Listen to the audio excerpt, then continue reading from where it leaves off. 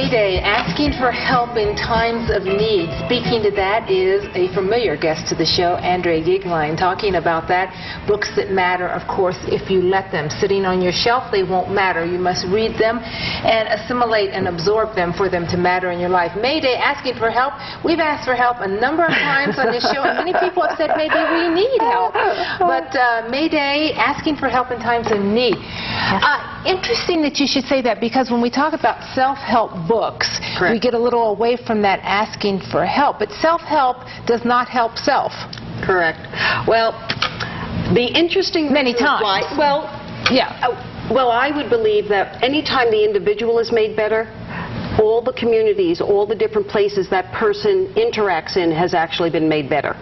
You know, one thing cannot be affected without all other things being affected. So self-help is actually a way to begin the process of helping all things around you. But many times a self-help book doesn't necessarily help self because you don't take action. Exactly. It sits on the shelf. It sits on the shelf. And I've got to tell you that I actually submitted an article based on this book. When I came upon this book, it so struck me because the topic is actually about the fact that we as a nation have been brought up to be incredibly self-sufficient. And the more self-sufficient we are, very much told to be. And we honor those who are striving out their own and really accomplish everything on their own, you know, pulling up the bootstraps. And all of a sudden, the conversation about what happens when, in fact, one, you are in crisis and do need help, or just the very concept of teams. We have found that when I actually have an idea and come to you and ask for your input, and then ask for your assistance in having that idea come to life, the idea will come to life quicker and probably of better quality if I had just done it alone. So there was a huge disconnect, and as I was reading it, I actually wrote an article about self-help industry, that self-help is actually a lie. Because until we actually learn to ask for help constructively and receive help constructively, we actually cannot help ourselves or anybody else. And so this was such a wonderful book, and I must say that your program today was a terrific, you know, the Ronald McDonald House. The concept of when someone is in need, being able to have a support system in place that then helps. That's what our society actually does its best at, and yet we keep thinking we're supposed to do everything. What would that poor mom and that child have done if they believed they had to handle this all on their own? And 24,000 others. Oh my gosh. I mean, the concepts of, it's really interesting to look at our society.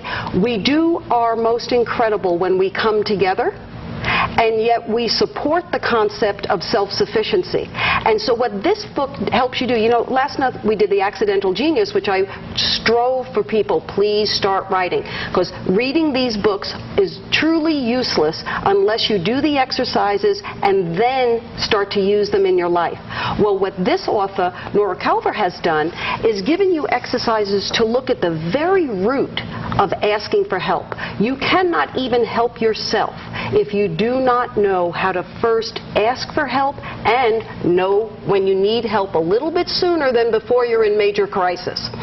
That is... You were talking about coming together, yet the very world that we're living in today, technology-driven, almost separates us, isolates us.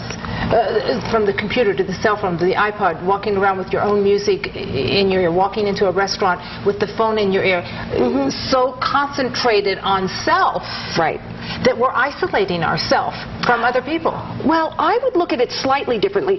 What the paradox that I see is that we are developing technologies that keep us actually hyper-connected. There's almost at no level that we are not connected. Right, we're connected from technology. Right, through technology, but not through the heart. So each time a technology comes up, what I find is that we distance ourselves a little bit more from the true work of listening, as Mindy in the segment before talked about. Being in the present. Absolutely. And of course, when we have the cell phone with us all the time, when we have it in our ear, that means that we have a need to be connected. Correct. But we're not connected on a human interactive level. Well, and look at it, cell phones.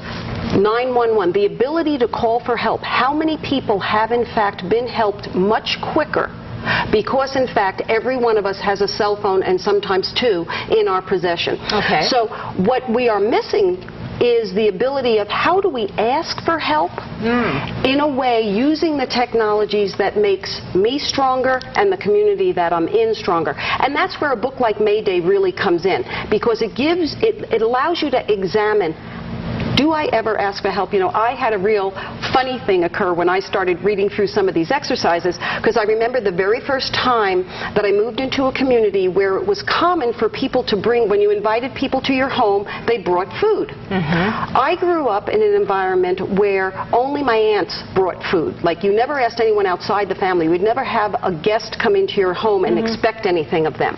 So I was having a party, and immediately everyone was saying, what can I bring, what can I bring? And I'm thinking, well, nothing. You know, I'll do everything, I'll do everything. And that was the first level of me examining that I couldn't ask for help at the simplest level. When we come back, Andrea is going to stay with us. The book is Mayday, Asking for Help in Times of Need. You stay right there.